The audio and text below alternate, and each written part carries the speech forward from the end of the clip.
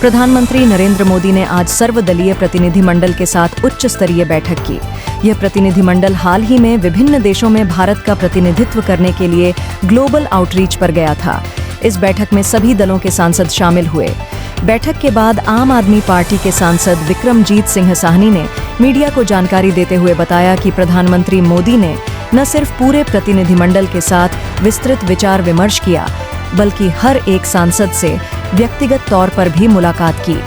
साहनी के मुताबिक पीएम मोदी ने हर सांसद से उनकी यात्रा की प्रतिक्रिया जानी, मिली चुनौतियों के बारे में पूछा और ध्यान से सभी बातें सुनी। साहनी के इस बयान से साफ है कि इस सर्वदलीय बैठक में भारत की वैश्विक छवि के साथ साथ सुरक्षा चुनौतियों, खासकर सीमा पार से आतंकवाद के मुद्दे पर भी गहन विमर्श हुआ। सांसद ने यह भी बताया कि प्रतिनिधिमंडल ने अपनी यात्रा की सभी महत्वपूर्ण बातें प्रधानमंत्री को विस्तार से बताईं।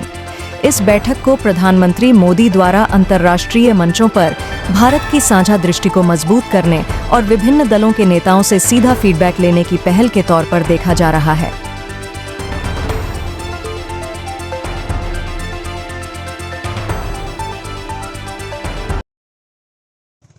आज माननीय प्रधानमंत्री जी ने जो भी डेलीगेशन इंडिया ग्लोबल आउटरीच के लिए गए थे, उनको प्रीति भोज पे बुलाया, विचार विमर्श हुए। प्रधानमंत्री जी ने बहुत समय, तकरीबन 1.5 घंटे से भी ज़्यादा, एक एक मेंबर ऑफ पार्लियामेंट को वो मिले, उनसे फीडबैक पूछा और क्या इश्यूज़ वहाँ पे आए, क्या हम लोगों ने वहाँ पे नरेशन दिया जो पड़ोसी मुल्क के क्रॉस बॉर्डर टेररिज्म को लेके, और जो भी पहलगाम अटैक हुआ उस पे भारत ने कैसे सेल्फ डिफेंस में ऑपरेशन सिंदूर करना पड़ा।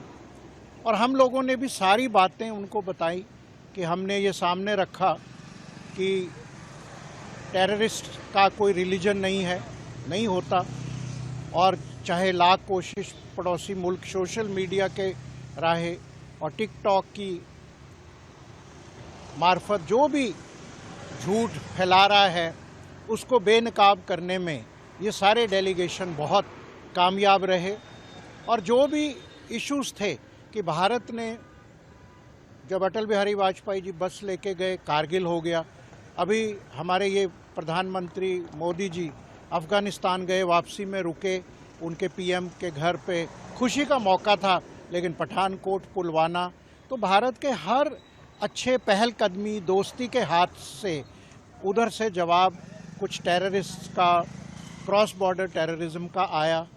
और जैसे हमने जो कश्मीर में अभी पिछले 5 सालों में 10,000 करोड़ से भी ज़्यादा निवेश हुआ है, भारत सरकार ने इंफ्रा पे खर्च किया, वहाँ 10 करोड़ से ज़्यादा हर साल सैलानी जा रहे हैं। तो कहीं ना कहीं ये पहलगाम अटैक ने हमारे कश्मीर भाई बहनें जो इकोनॉमिकली प्रफुल्लित हो रहे थे, उन पे भी कहीं ना कहीं उनके लाइव्स और लाइवलीहुड्स पे चोट पहुंची है।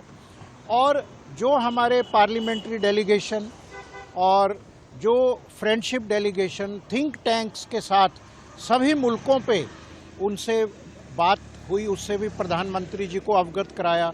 साउथ साउथ कोऑपरेशन पे, ब्रिक्स पे, साउथ अफ्रीका ने क्या कहा, अफ्रीकन यूनियन का कैसे टेररिज्म के ऊपर ज़ीरो टॉलरेंस का वहाँ पे लीगल प्रावधान है, और कतर और इजिप्ट में क्या सवाल हमसे पूछे गए भारत के इजराइल के दोस्ती के ऊपर और पैलेस्टाइन के ऊपर, और हमने क्या क्लैरिफिकेशन नहीं, सच बताया कि भारत पैलेस्टाइन की साथ खड़ा है, 2 नेशन थ्योरी को सपोर्ट करता है, ऑस्लो डिक्लेरेशन के साथ खड़ा है, यूएन रेजोल्यूशन जब जब भी पैलेस्टाइन के लगे उसमें भारत ने पैलेस्टाइन के हक में वोट दी।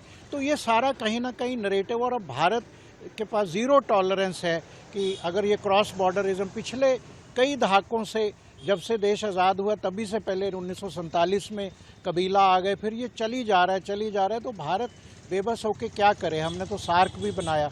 तो प्रधानमंत्री जी ने बहुत प्रशंसा की। उन्होंने सब डेलीगेट्स को, सब मेंबर्स ऑफ पार्लियामेंट को आश्वासन दिया कि इस टाइप की इंगेजमेंट जारी रहेगी।